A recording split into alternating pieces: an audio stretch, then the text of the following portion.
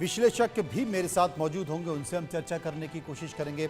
निपुण आलम बयान विदेशी मामलों के जानकार मेरे साथ होंगे, उनसे भी हम समझने की कोशिश करते हैं। लेकिन सबसे पहले JKS परिहार साहब के पास चलूँगा। परिहार साहब, आपको क्या लगता है, क्या आने वाले समय में पाकिस्तान के हालात बहुत ख़राब होने वाले हैं?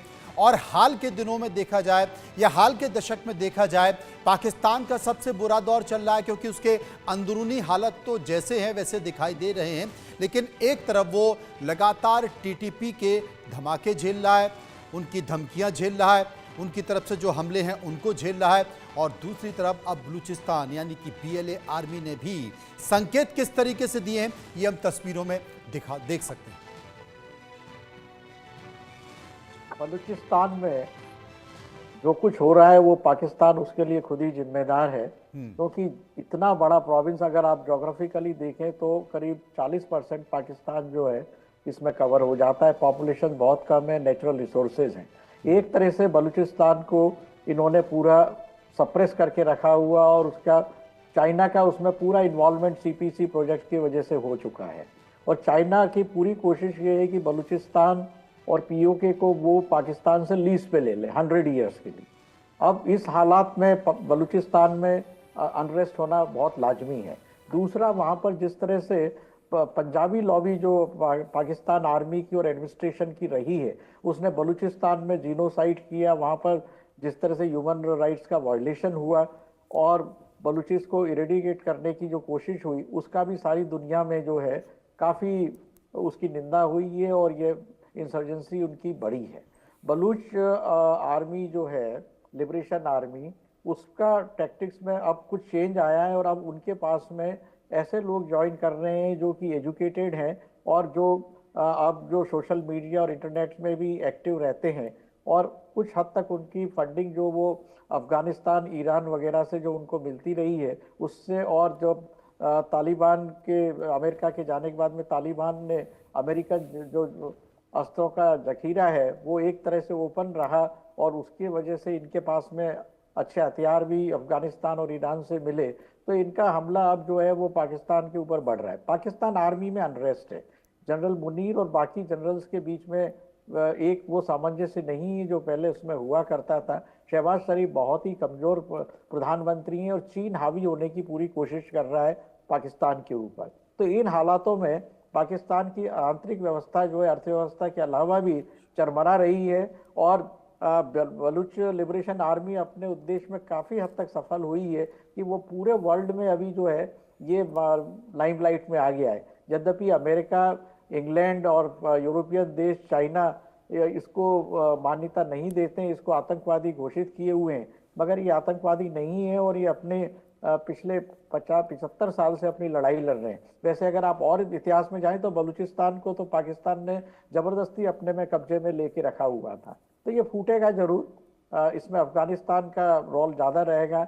रहा सवाल भारत का है कि भारत सरकार इसमें किस हद तक इसको सपोर्ट करती है। मैं समझता हूँ कि हमें अब वो ऐसा नहीं सोचना चाहिए कि ये पाकिस्तान का आंतरिक मामला है। ये दोनों ही बांग्लादेश और पाकिस्तान में जो हो रहा है वो भारत के आंतरिक मामले जैसा मैं इसको समझता हूँ, और हमें इसमें डेफिनेटली हमें इसमें बलूचिस्तान के लोगों को पूरा सपोर्ट देना चाहिए, और उनकी सब पूरी हर तरह से कूटनीतिक रूप में तो एटलीस्ट हमें उनकी मदद करनी चाहिए।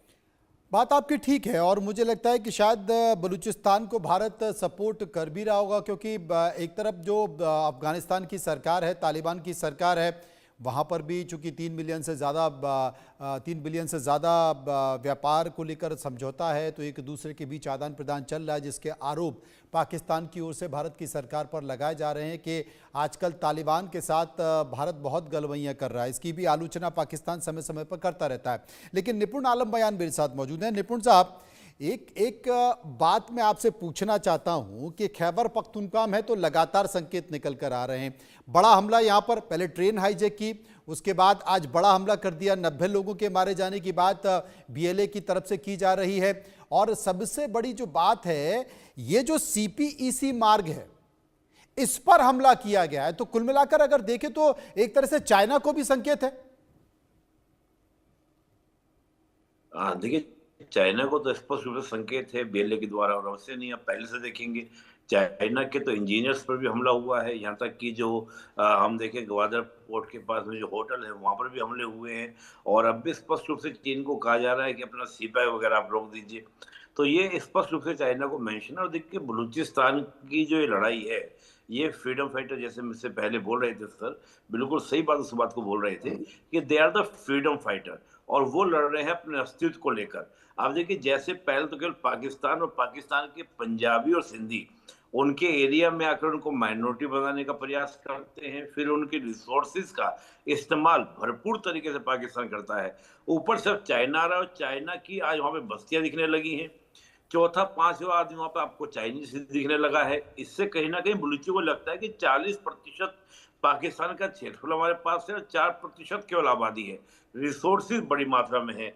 हमको कोशिश ये कर रहे हैं पाकिस्तान और चीन मिलकर कि हमको अपने रीजन में क्या कर दिया, माइनॉरिटी कर दिया जाए, यानी कि अल्पसंख्यक बना दिया जाए, और हमारे सारे रिसोर्सेज का दोहन कर कर केवल पाकिस्तान ने चीन भी अपने लिए यूज के लिए करे।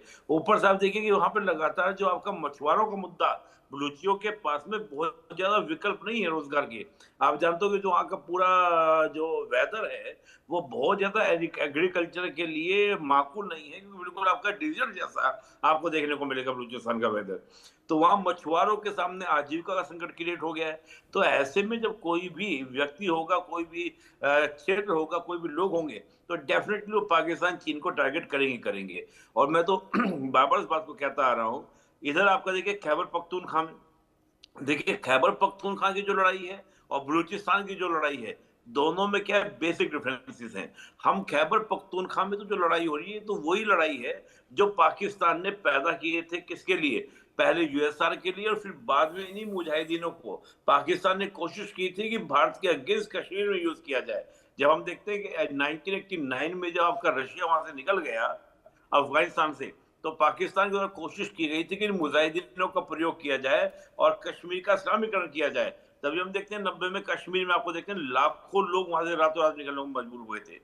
तो मैं कहूंगा तो दोनों को देखा जाए, लेकिन हो क्या आज की डेट में खैबर पख्तूनख्वा का टीटीपी और बलूचिस्तान का बीएलए, ये दोनों मिलकर एक्शन ले रहे हैं। और आपने सुना भी होगा, अब तो ये भी कहा गया कल की जो रिपोर्ट है कि जो टीटीपी का कहना ये है कि हम पंजाब के अंदर भी जाकर क्या करेंगे, हमले करेंगे। और वहां पे आप देखेंगे कई सारे टीटीपी के जो एक्टिविटीज हैं, फिदाइन जो हैं, वो पंजाब की पुलिस के द्वारा कल अरेस्ट भी किए गए हैं। तो मुझे लगता है कि पाकिस्तान आज उस दोहराए बयान उस जगह खड़ा हो गया है जहां पर पाकिस्तान की बर्बादी जो है हर लिहाज से, पॉलिटिकली आपस में क्या है कि आपका अनस्टेबिलिटी है, पॉलिटिकली लीडरशिप या आपका पॉलिटिकल पार्टी आपस में स्वीकार करने को तैयार नहीं है। सेना के अंदर आपको फाड़ देखने को मिलेगी, पुलिस का कोई वहां पे चल नहीं रहा है।